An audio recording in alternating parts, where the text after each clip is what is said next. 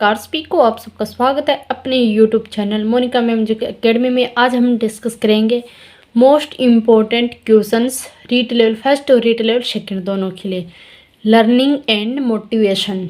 इन दोनों टॉपिक्स के क्वेश्चंस करेंगे 2011 से लेकर 2021 तक के। तो सबसे पहला क्वेश्चन कौन सा है हमारा, स्कीमा का मतलब है खंडन क्रियाविधि, अधिगम विधि, लंबे समय के याददाश्त में सूचनाओं के संगठित पैकेट्स का एकत्रित होना, शारीरिक प्रतिवाद क्रियाविधि। तो स्कीमा क्या होती है? स्कीमा होती है भी हमें कोई चीज़ होती है, हम कहीं पर भी जाते हैं, किसी का लेक्चर सुनते हैं, सत्संग सुनते हैं, भजन सुनते हैं, उन सब को क्या कि अपने माइंड में एकत्रित कर लेना, और जब भी हमें कोई काम पड़े तो उस चीज़ का हम सदुपयोग कर सकें। तो इसमें क्या है कि सूचनाओं के संगठित एकत्रित मतलब पैकेट, जो भी सूचना है उनको इकट्ठा करके एक पैकेट की तरह बना लेना, वही क्या होती है? स्कीमा। फिर ये नेक्स्ट क्वेश्चन है, निम्नलिखित में से कौन सूक्ष्म चलन कौशल का उदाहरण है? चढ़ना, कूदना, दौड़ना, सीखना। तो इसका राइट ऑप्शन कौन सा रहेगा? सीखना। और ये क्वेश्चन क्या है कि रीट लेवल सेकंड 2018 में आया हुआ क्वेश्चन है। फिर ये नेक्स्ट क्वेश्चन है कि निम्न में से किसने सामाजिक रचनावाद दर्शन पर अत्यधिक बल दिया? वाइगोत्स्की, पियाजे, डेविड कोहलबर्ग। तो सामाजिक रचनावाद दर्शन पर अत्यधिक बल किसने दिया था? वाइगोत्स्की ने। फिर ये नेक्स्ट क्वेश्चन है कि अत्यंत निपुणतापूर्ण अधिगम पद्धति जिस पर बांडुरा तथा वाल्टर ने बल दिया वे है पुरस्कार तथा सजा, निरीक्षण युक्त अधिगम या अनुकरण, वास्तविकरण, ऊपर लिखित कोई नहीं। इसका राइट ऑप्शन कौन सा रहेगा? 2 नंबर, यानी कि निरीक्षण युक्त अधिगम या अनुकरण। एक शिक्षक अपनी कक्षा में थोरनडाइक के सिद्धांत को लागू करने जा रहा है, निम्नलिखित में से क्या शिक्षक को लागू नहीं करना चाहिए? बच्चे को तैयार किया जाना चाहिए तथा उन्हें कार्य सीखने हेतु सही रूप से प्रेरित किया जाना चाहिए। फिर ऑप्शन है कि बच्चों को नई चीज़ें सीखने हेतु खोज विधि के लिए उन्मुख किया जाना चाहिए। 3 नंबर ऑप्शन है उचित अभ्यास तथा ड्रिल कार्य किया जाना चाहिए। 4th ऑप्शन है हमारा जहाँ तक हो शिक्षक को पुरस्कार का उपयोग सही रूप में करने की कोशिश करनी चाहिए। इसका राइट ऑप्शन क्या रहेगा? यानी कि एक शिक्षक अपनी कक्षा में थोरनडाइक के सिद्धांत को किस प्रकार लागू कर सकता है? तो बच्चों को नई चीज़ सीखने हेतु खोज विधि के लिए क्या उन्मुख करना चाहिए क्या?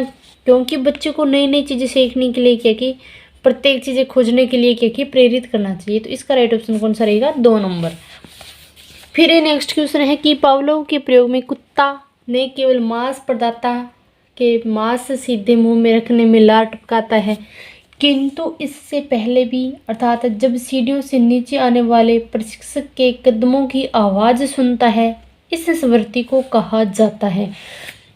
यानी कि कुत्ते को सीधा ही मांस दिखाए या कुछ रोटी का टुकड़ा दिखाए, वो नहीं है कि वो उसको देख के ही लार टपकाएगा। 1-2 बार तो वो देख के टपकाएगा, लेकिन कुछ समय बाद क्या है कि तब भी मतलब कोई व्यक्ति है या प्रशिक्षक है, वो उसको मल चीज़ें देने के लिए आएगा, तो उसके पैरों की आवाज़ सुनते ही, उसके कदमों की आवाज़ सुनते ही वो क्या करने लग जाता है? मान लो कि लार टपकाने लग जाता है। तो इस स्मृति को हम क्या कहते हैं? अनुकूलित उत्तेजना। क्या कहते हैं हम? अनुकूलित उत्तेजना कहते हैं। फिर नेक्स्ट क्वेश्चन है कि बच्चे और उसकी मानसिक क्रियाओं के बीच अंत्य क्रिया की निरंतर प्रक्रिया के माध्यम से विकसित होती हैं, यह सिद्धांत में प्रतिबिंबित होता है। थोरनडाइक अधिगम सिद्धांत, पियाजे संज्ञानात्मक विकास सिद्धांत, टोलमैन संकेत अधिगम सिद्धांत, कोहलर अधिगम सिद्धांत। यानी कि बच्चे और उसकी मानसिक क्रियाओं के बीच अंत्य क्रिया की निरंतर प्रक्रिया के माध्यम से विकसित होती है। तो वो किसके सिद्धांत है? वो है हमारे जीन पियाजे के सिद्धांत से संबंधित है। अब जीन पियाजे के सिद्धांत से आपको रीट में 2 क्वेश्चन अवश्य देखने को मिलेंगे, तो इसलिए आप क्या कि जीन पियाजे के सिद्धांत को अच्छे ढंग से कवर करके जाएं। फिर ये नेक्स्ट क्वेश्चन है कि पियाजे के सिद्धांत में एक प्रक्रिया जो पुराने और नए धारणाएं और अनुभव के बीच संतुलन क्रिया है तो जाना जाता है समावेश, समायोजन, संतुलन, ज्ञान विधान। उसको क्या कहते हैं, हम संतुलन कहते हैं। यानी कि नए और पुराने दोनों के बीच सामंजस्य कर ले तो वो क्या चीज़ें होती हैं, वो होती है हमारे संतुलन। फिर नेक्स्ट क्वेश्चन है कि एक शिक्षक के रूप में आपने छात्रों से हमारे जीवन पर प्रदूषण के प्रभाव को समझाते हुए एक निबंध लिखने के लिए कहा। इस कार्यभार से ब्लूम के वर्गीकरण के कौन से संज्ञानात्मक स्तर की व्याख्या की गई है। यानी कि यहाँ पे क्या है कि एक शिक्षक के रूप में अपने बच्चों को मान लो जीवन प्रदूषण पर, हमारे जो भी जीवन है उसके मान प्रदूषण के प्रभाव को समझाते हुए मान लो एक निबंध लिखने के लिए कहा। तो ये मान लो ब्लूम के वर्गीकरण के कौन से संज्ञानात्मक स्तर से व्याख्या की गई है, विश्लेषण से, संप्रयोग से, संबंध से या ज्ञान से। तो इसका है कि संप्रयोग। क्या आंसर रहेगा, संप्रयोग। फिर नेक्स्ट क्वेश्चन है कि एक भाषा शिक्षक कक्षा में कविता का विवरण समझाकर कक्षा में कविता पढ़ा रहा है और छात्रों को स्पष्टीकरण से निष्कर्ष निकालने या व्यापक विचार करने के लिए कह रहा है। यह एक उदाहरण है। इसमें क्या कहा गया है कि इसमें सबसे पहले तो वो क्या है कि पूरा विवरण समझाता है और उसके बाद क्या है कि कविता पढ़ा रहा है। फिर छात्रों से क्या है कि स्पष्टीकरण से निष्कर्ष निकालने और व्यापक विचार करने के लिए कहा गया है। तो ये हमारा कैसा विचार है, आगमनात्मक, निगमनात्मक, अवधारणा मानचित्र, परिकल्पना परीक्षण। इसका राइट ऑप्शन कौन सा है, आगमनात्मक तर्क। यानी कि उदाहरण समझा के फिर नियम बनवाए। पहले क्या है कि बच्चे को पूरा विवरण समझा दिया, यानी कि कविता में मान लो लेखक है कहना क्या चाह रहा है, पूरा विवरण समझाया। उसके बाद क्या है कि बच्चों से स्पष्टीकरण से निष्कर्ष निकालने तथा व्यापक विचार करने के लिए क्या है कि शिक्षक ने बच्चों को कहा है। तो ये क्या होगा हमारा आगमनात्मक तर्क। और निगमनात्मक तर्क क्या होता है, नियम से उदाहरण की ओर। यानी कि बच्चों को पहले नियम बताए जाते हैं और फिर क्या कि उससे रिलेटेड मान लो कि एग्जाम्पल पूछे जाते हैं। लेकिन अब आगमनात्मक क्या होता है, उसमें सबसे पहले क्या है कि पूरी मोटा मोटा क्या है कि डिटेल से समझा दी जाती है, विवरण समझाया जाता है। उसके बाद क्या है कि उससे नियम बनवाए जाते हैं। ये भी क्वेश्चन क्या है कि रीट लेवल फर्स्ट 2018 में आया हुआ क्वेश्चन है। फिर नेक्स्ट क्वेश्चन है कि हमारे देश में कई बच्चे एक से अधिक भाषा बोलते हैं। निम्न में से पता लगाएं 2 भाषाओं को बोलने की क्षमता वाले बच्चे के लिए सही लाभ है। अवधारणा गठन में सुविधा, विश्लेषणात्मक तर्क में सुविधा, संज्ञानात्मक लचीलेपन में सुविधा, उपयुक्त में से सभी। तो ये इसका राइट आंसर कौन सा रहेगा, उपयुक्त में से सभी। यानी कि हमारे देश में क्या होते हैं, बच्चे एक से अधिक भाषा बोलते हैं। 2 भाषा को बोलने की क्षमता वाले बच्चे के सही लाभ है। उसमें क्या कि अवधारणा गठन में भी सुविधा हुई, उसको विश्लेषणात्मक तर्क करने में भी सुविधा हुई, संज्ञानात्मक लचीलेपन में भी सुविधा हुई। तो इसका राइट ऑप्शन कौन सा रहेगा, उपयुक्त में से सभी रहेगा। एक अध्यापक कक्षा में कुछ गतिविधि करा है, जैसे कि ए ने केवल यह पूछ कर कि क्या हुआ, बल्कि यह भी पूछा कि कैसे और क्यों। ब ने उन्हें एक प्रश्न के विभिन्न उत्तरों तथा परख की तुलना करने में मदद करना, जो वास्तव में सबसे अच्छा जवाब है। तो इन गतिविधियों से वह बढ़ावा देने की कोशिश कर रहा है। किसको बढ़ावा देने की कोशिश कर रहा है, देखो, समानता को, आलोचनात्मक सोच को, एकीकृत सोच को, अवधारणा मानचित्र को। तो इसका राइट ऑप्शन कौन सा रहेगा, आलोचनात्मक सोच। यानी कि एक ए बच्चा है वो मतलब अलग चीज़ें पूछ रहा है, ब बच्चा है वो क्या अलग अलग चीज़ें पूछ रहा है, दोनों में क्या एक दूसरे की आलोचना हो रही है। तो उसका आंसर कौन सा रहेगा, आलोचनात्मक सोच। अधिगम अंतरण का थोरनडाइक सिद्धांत कहा जाता है। समानता का सिद्धांत, अनुरूप तत्वों का सिद्धांत, औपचारिक नियमों का सिद्धांत, इनमें से कोई नहीं। तो अधिगम अंतरण का थोरनडाइक सिद्धांत है, अनुरूप तत्वों का सिद्धांत भी कहा जाता है। तो 2 नंबर ऑप्शन क्या रहेगा, इसका राइट आंसर रहेगा। फिर नेक्स्ट है कि समस्या के अचानक समाधान की वकालत करने वाले सिद्धांत का नाम है संक्रियात्मक अधिगम, सूच का सिद्धांत, प्रत्यक्ष एवं भूल का सिद्धांत, अनुबंधन। तो समस्या के अचानक समाधान की वकालत करने वाले सिद्धांत को हम क्या कहते हैं, सूच का सिद्धांत, अंतर्दृष्टि सिद्धांत, गेस्टाल्ट सिद्धांत, समग्र आकृति सिद्धांत भी कह सकते हैं। और इस सिद्धांत के प्रतिपादक कौन है, कोहलर, कोप्था, मैक्स वर्दिमर। और यहाँ पे इन्होंने काम क्या लिया था, चिंपैंजी नामक एक बंदर को काम में लिया था। फिर ये नेक्स्ट क्वेश्चन है कि मस्तिष्क की संरचना तथा कृत्यों में विभेद का परिणाम होता है तनाव, पिछड़ापन, डिसलेक्सिया, इनमें से कोई। मस्तिष्क के संरचना तथा कृत्यों में विभेद का परिणाम कौन होता है? डिसलेक्सिया। 3 नंबर ऑप्शन क्या रहेगा इसका? राइट आंसर रहेगा। फिर नेक्स्ट क्वेश्चन है कि परिवेश की वस्तु जिसे प्राणी प्राप्त करने का प्रयास करता है कही जाती है? प्रबलन, प्रेरक, उद्दीपक, प्रलोभन। तो परिवेश की वस्तु जिसे प्राणी प्राप्त करने का प्रयास करता है उसे क्या कहते हैं? हम उद्दीपक कहते हैं। फिर नेक्स्ट क्वेश्चन है कि निम्न में से कौन सा सीखने के सही उत्तर है? तथ्य, ज्ञान प्राप्त करना, सूचना, बोध, प्रज्ञान। तथ्य, सूचना, बोध, ज्ञान प्राप्त करना या प्रज्ञान। तो इसका राइट ऑप्शन कौन सा रहेगा? मतलब सीखने के सही उत्तर कौन से? सबसे पहले हम तथ्य को देखेंगे, फिर उससे रिलेटेड जो भी सूचना है उसको देखेंगे, फिर क्या कि दोनों से रिलेटेड जितना भी ज्ञान है उसको हम क्या प्राप्त करेंगे, फिर क्या बोध होगा, अंत में क्या? प्रज्ञान। तो 3 नंबर ऑप्शन क्या रहेगा इसका? राइट आंसर रहेगा। फिर नेक्स्ट क्वेश्चन है कि परिपक्वता इत्यादि से व्यवहार में उत्पन्न परिवर्तन को भी अधिगम कहा जाता है? नहीं, हाँ या अनिश्चित, कभी कभी। तो इसमें क्या है कि परिपक्वता इत्यादि से व्यवहार में उत्पन्न परिवर्तन को अधिगम नहीं कहा जा सकता। ये क्वेश्चन क्या है कि रीटेल लेवल फर्स्ट 2016 में आया हुआ क्वेश्चन है। फिर नेक्स्ट क्वेश्चन है कि एक शिक्षिका अपनी प्राथमिक कक्षा में प्रभावी अधिगम को बढ़ा सकती है ड्रिल और अभ्यास के द्वारा, अपने विद्यार्थियों को प्रतियोगिता में प्रोत्साहन देकर, विषय वस्तु को विद्यार्थियों के जीवन के साथ संबंधित करके, अधिगम में छोटी छोटी उपलब्धियों के पुरस्कार देकर। इसका राइट ऑप्शन कौन सा रहेगा? 3 नंबर, यानी कि विषय वस्तु को विद्यार्थियों के जीवन के साथ संबंधित करके। निम्नलिखित में से कौन सा सीखने का नियम नहीं है? तत्परता का नियम, तनाव का नियम, प्रभाव का नियम, अभ्यास का नियम। तो यहाँ पे क्या कि तत्परता का नियम, प्रभाव का नियम, अभ्यास का नियम, ये तीनों तो क्या कि सीखने के नियम है और इस सिद्धांत के प्रतिपादक कौन है? थोरनडाइक है, लेकिन तनाव का नियम नहीं है। फिर ये नेक्स्ट क्वेश्चन है कि सीखने से संबंध प्रतिक्रिया सिद्धांत में पावलोव ने प्रयोग किया बिल्ली पर, कुत्ते पर, बंदर पर, चूहे पर। तो पावलोव ने किस पे प्रयोग किया था? कुत्ते पे किया था। और बंदर पे किसने? चिंपैंजी नामक बंदर पे किसने किया था?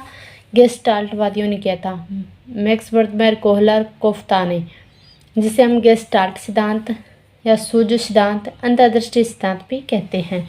फिर ये नेक्स्ट क्वेश्चन है कि सूझ द्वारा सीखने के सिद्धांत का प्रतिपादन किसने किया था? थोरनडाइक, कोहलर, पावलोव, वुडवर्थ। तो किसने किया था? कोहलर ने किया था। किसने किया था? कोहलर ने किया था। ये कुछ मोस्ट इम्पोर्टेंट क्वेश्चंस थे जो मुझे लगे बी रीड के लिए इम्पोर्टेंट है, तभी मैं ये चीज़ें करवा रही हूँ। फिर ये नेक्स्ट क्वेश्चन है कि दूसरे व्यक्ति के बाह्य व्यवहार की नकल है सीखना, अनुकरण, कल्पना, चिंतन। तो अनुकरण करना यानी कि नकल करना ही क्या होती है? अनुकरण ही को ही हम क्या कहते हैं? नकल कहते हैं। फिर नेक्स्ट है कि यदि पूर्व ज्ञान व अनुभव नए ज्ञान को सीखने में सहायता करता है तो उसे हम क्या कहते हैं? नकारात्मक प्रशिक्षण स्थानांतरण, सकारात्मक प्रशिक्षण स्थानांतरण, प्रशिक्षण स्थानांतरण या सीखना। तो उससे हम क्या कहते हैं? सकारात्मक प्रशिक्षण स्थानांतरण। फिर नेक्स्ट क्वेश्चन है कि सीखी हुई बात को स्मरण करने या पुनः स्मरण करने की असफलता को कहते हैं? कल्पना, स्मृति, विस्मृति, ध्यान। तो सीखी हुई बात को स्मरण कर रखने यानी कि याद रखने या पुनः स्मरण करने की असफलता को क्या कहते हैं? हम विस्मृति। क्या कहते हैं? हम विस्मृति।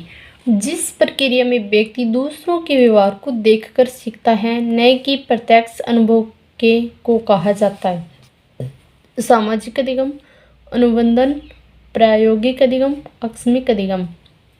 तो व्यक्ति क्या कि दूसरे के व्यवहार को देख कर सीखता है तो उसे हम क्या कहते हैं? सामाजिक अधिगम।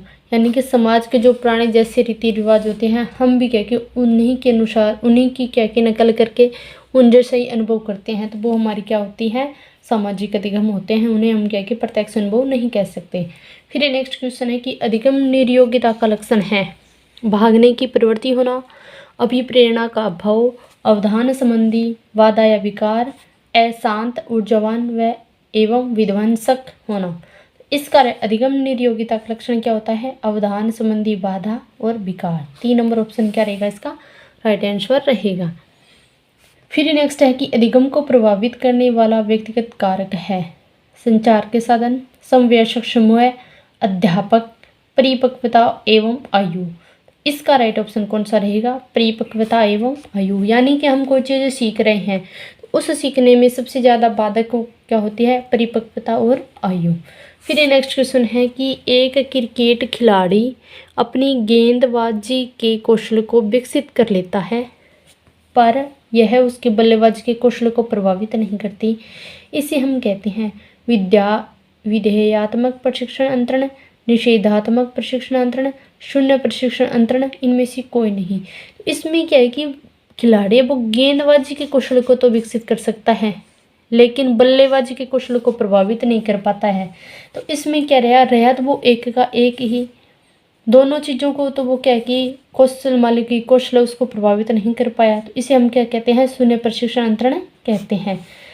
जब हम वर्तमान स्कीमा का प्रयोग बाह्य जगत के विश्लेषण हेतु करते हैं तब उसे कहा जाता है आत्म सात्मीकरण, संबंध, अनुकूलन, संतुलन। आत्म सात्मीकरण हम उसे कहते हैं कि बच्चे ने उसमें क्या कि पूर्व ज्ञान में नवीन ज्ञान व विचारों को जोड़ना ही क्या होता है?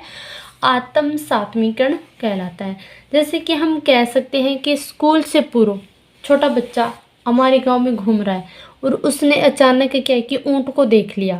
फिर उसी बच्चा क्या है कि अपने माता पिता के साथ कहीं बाजार घूमने गया, कहीं पे चिड़ियाघर वगैरह देखने के लिए गया। वहाँ पे वो बच्चे ने क्या कि घोड़े को देखा और घोड़े को देखते ही उसने क्या कहा? वो देखो ऊँट। उसने कहा कि केमल्स, ऊँट है। लेकिन वहाँ पे बच्चे ने स्टार्टिंग में क्या देखा था? ऊँट देखा। लेकिन घोड़े को क्यों उसने ऊँट बोला? कि उसके भी 4 पाँव है, छोटी पूंछ है और कुबड़ भी है। तो इस प्रकार क्या है कि बच्चे का पूर्व ज्ञान क्या है कि वर्तमान ज्ञान में क्या है कि इंक्लूड हो गया है। यानी कि बच्चे ने पूर्व ज्ञान को नए ज्ञान में जोड़कर ही क्या है कि उस चीज़ को बता दिया कि ये भी ऊँट है। तो इस प्रकार क्या है कि पूर्व ज्ञान में नवीन ज्ञान में विचार जोड़ना ही क्या होती है? समावेशीकरण या आत्म सात्मीकरण, एसिमुलेशन हम कह सकते हैं। फिर नेक्स्ट क्वेश्चन है कि वाइगोत्स्की के अनुसार बालक सीखते हैं अनुकरण से, वयस्कों और समवयस्कों के साथ परस्पर क्रिया से, जब पुनर्वलन प्रदान किया जाता है, परिपक्व होने से। तो वाइगोत्स्की के अनुसार बालक ज़्यादा सीखते हैं वयस्कों के यानी कि अपने हम उम्र के बच्चों के साथ परस्पर क्रिया करने से सीखते हैं। तो इसका राइट ऑप्शन कौन सा रहेगा? 2 नंबर रहेगा। फिर नेक्स्ट क्वेश्चन है कि सीखने का क्लासिकल कंडीशनिंग सिद्धांत प्रतिपादित किया था स्किनर ने, पावलोव ने, थोर्नडाइक ने, कोहलबर्ग ने। तो क्लासिक कंडीशनिंग सिद्धांत किसने दिया था? पावलोव ने दिया था। पावलोव के प्रयोग में यूसीएस हैं घंटी, भोजन, लार, कुत्ता। तो पावलोव के प्रयोग में यूसीएस क्या है? भोजन है। यानी कि भोजन को ही हम क्या कहते हैं? मूल उद्दीपक कहा जाता है। फिर नेक्स्ट क्वेश्चन है कि निम्नलिखित में से कौन सा नियम थोर्नडाइक द्वारा दिया नहीं गया है? अभ्यास का नियम, तैयारी का नियम, प्रभाव का नियम, प्रतिक्रिया का नियम। तो थोर्नडाइक द्वारा क्या है कि अभ्यास का नियम, तैयारी यानी कि तत्परता का नियम, प्रभाव का नियम, ये सब तो दिए गए हैं लेकिन प्रतिक्रिया का नियम है वो नहीं दिया गया है। फिर ये नेक्स्ट क्वेश्चन है कि प्राचीन अनुबंधन खोजा गया था स्किनर द्वारा, थोर्नडाइक द्वारा, पावलोव द्वारा, हल द्वारा। किसके द्वारा खोजा गया था? पावलोव के द्वारा। फिर नेक्स्ट क्वेश्चन है कि जीन पियाजे के अनुसार संज्ञानात्मक विकास की अंतिम अवस्था कौन सी होती है? संवेदी पेशी अवस्था, अमूर्त संक्रियात्मक अवस्था, उत्तर संक्रियात्मक अवस्था या मूर्त संक्रियात्मक अवस्था। पियाजे ने कितनी अवस्था बताई थी? 4 अवस्था बताई थी। तो पियाजे के अनुसार संज्ञानात्मक विकास की अंतिम अवस्था कौन सी होती है? अमूर्त संक्रियात्मक अवस्था। इन अवस्थाओं से भी क्या क्वेश्चन रेट में भी आते ही है। लगभग 99% क्वेश्चन क्या है कि जीन पियाजे से 2 क्वेश्चन तो पक्के ही बनते हैं। फिर नेक्स्ट क्वेश्चन है कि अल्बर्ट बांडुरा द्वारा प्रस्तावित अधिगम का सिद्धांत है शास्त्रीय अनुबंधन सिद्धांत, संज्ञानात्मक सिद्धांत, अंतर्दृष्टि अधिगम, सामाजिक अधिगम सिद्धांत। तो इसका राइट ऑप्शन कौन सा रहेगा? सामाजिक अधिगम सिद्धांत। फिर नेक्स्ट क्वेश्चन है कि पारितोषिक तथा दंड के माध्यम से सीखना अधिगम के किस सिद्धांत से संबंधित है? सामाजिक सीखना, क्रिया प्रसूत अनुबंधन, शास्त्रीय अनुबंधन, संज्ञानात्मक सिद्धांत है। तो इसका राइट ऑप्शन कौन सा रहेगा? 2 नंबर क्रिया प्रसूत अनुबंधन सिद्धांत। एक अध्यापक को निम्न में से किस कथन से सहमत होना चाहिए? आंतरिक अभिप्रेरणा तब होती है जब अधिगमकर्ता बाह्य संतोषजनक परिणाम का अनुभव करने के लिए कार्य करते हैं। बाह्य अभिप्रेरणा तब होती है जब अधिगमकर्ता बाह्य पुरस्कार प्राप्त करने के लिए कार्य करते हैं। तो इसका राइट ऑप्शन कौन सा रहेगा? यही रहेगा। फिर ये नेक्स्ट क्वेश्चन है कि निम्न में से कौन सा उदाहरण बांडुरा के अवलोकन आधारित अधिगम का नहीं है? विद्यार्थियों द्वारा केंचुए के विच्छेदन को सीखना, क्रिकेट का उत्साह, सामाजिक अध्ययन के प्रति नापसंदगी, स्कूल की घंटी बजने पर अपने बस्ते बंद कर लेना। तो इसका राइट ऑप्शन कौन सा है? स्कूल की घंटी बजने पर बच्चे क्या करते हैं? अपने बैग बंद कर लेते हैं। जैसे गिलफोर्ड ने अभिसारी चिंतन पद का प्रयोग किसके समान अर्थ में किया? बुद्धि के, सृजनात्मकता, बुद्धि एवं सृजनात्मकता, इनमें से कोई नहीं। तो इसका राइट ऑप्शन कौन सा रहेगा? सृजनात्मकता। और इसी टॉपिक को क्या कि थोड़ा सा अभिसारी चिंतन है, इसको क्या कि थोड़ा सा घुमा के यही क्वेश्चन क्या कि दोबारा रिपीट हुआ था और इसका और राइट ऑप्शन भी सृजनात्मकता था। इसलिए क्या कि जितने प्रीवियस ईयर क्वेश्चन हैं उनको जरूर पढ़ लेना चाहिए क्योंकि क्वेश्चन रिपीट हो जाते हैं। निम्नलिखित में से कौन सा जन्मजात प्रेरक नहीं है? भूख, प्यास, आदत, नींद। यहाँ पे क्या है कि जन्मजात प्रेरक नहीं है, तो इसमें आदत है वो क्या है कि जन्मजात प्रेरक नहीं है, लेकिन भूख, प्यास, नींद ये तीनों क्या होती है? जन्मजात प्रेरक होती है। जैसे कि विश्राम, मल मूत्र त्याग, ये सब चीज़ें किस में आती हैं? जन्मजात में आती हैं। लेकिन आदत क्या है? ये एक अर्जित प्रेरक है। फिर नेक्स्ट क्वेश्चन है कि बाह्य अभिप्रेरणा में समावेशित किया जाएगा प्रशंसा व दोषारोपण, प्रतिद्वंदता, पुरस्कार एवं दंड, परिणाम का ज्ञान। तो इसमें क्या है कि इन सभी चीज़ों को इंक्लूड किया जाता है बाह्य अभिप्रेरणा में। तो इसका राइट ऑप्शन कौन सा रहेगा? डी रहेगा। अभिप्रेरणा और समस्या समाधान में है सकारात्मक सहसंबंध, नकारात्मक सहसंबंध, कोई संबंध नहीं है, इनमें से कोई नहीं है। तो इसमें क्या कि अभिप्रेरणा और समस्या समाधान इन दोनों में क्या कि कोई संबंध नहीं है। तो समस्या समाधान तो क्या कि चिंतन होता है, उसका अंतिम चरण है, यानी कि चिंतन की समाप्ति कहाँ पे होती है? समस्या समाधान पे। और अभिप्रेरणा क्या? एक मोटिवेशन है, प्रक्रिया है। फिर नेक्स्ट है कि अभिप्रेरणा चक्र का पहला चरण होता है आवश्यकता। कौन सा होता है पहला चरण? आवश्यकता होता है। फिर नेक्स्ट है कि अभिप्रेरक है व्यवहार का आंतरिक स्रोत, व्यवहार का बाह्य स्रोत, व्यवहार का वास्तविक स्रोत, इनमें से कोई नहीं। तो अभिप्रेरक क्या है? व्यवहार का आंतरिक स्रोत है। फिर नेक्स्ट क्वेश्चन है कि निम्न में से कौन सा मेस्लो की आवश्यकताओं के पदानुक्रम सिद्धांत में सम्मिलित नहीं है? दैहिक आवश्यकताएं, व्यक्तिवाद एवं समूहवाद, स्नेह एवं संबंधता, आत्म सिद्धि। तो इसमें है कि मेस्लो की आवश्यकता पदानुक्रम में सम्मिलित नहीं है, तो वो है व्यक्तिवाद एवं समूहवाद। 2 नंबर ऑप्शन क्या रहेगा? इसका राइट आंसर रहेगा। फिर नेक्स्ट क्वेश्चन है कि निम्नलिखित में से कौन सा दैहिक अभिप्रेरक नहीं है? उपलब्धि, भूख, प्यास, नींद। तो इसमें क्या है कि भूख, प्यास, नींद ये तो तीनों क्या है? जन्मजात अभिप्रेरक है। लेकिन उपलब्धि ये क्या है? एक अर्जित अभिप्रेरक है, यानी कि उपलब्धि क्या है? एक अर्जित अभिप्रेरक है, लेकिन ये तीनों क्या है? जन्मजात अभिप्रेरक है। तो इसी प्रकार के क्वेश्चन क्या कि नीट लेवल फर्स्ट में पूछे जाते हैं। तो आज का सेशन कैसा लगा? अच्छा लगा हो तो वीडियो को ज़्यादा से ज़्यादा शेयर कर देना।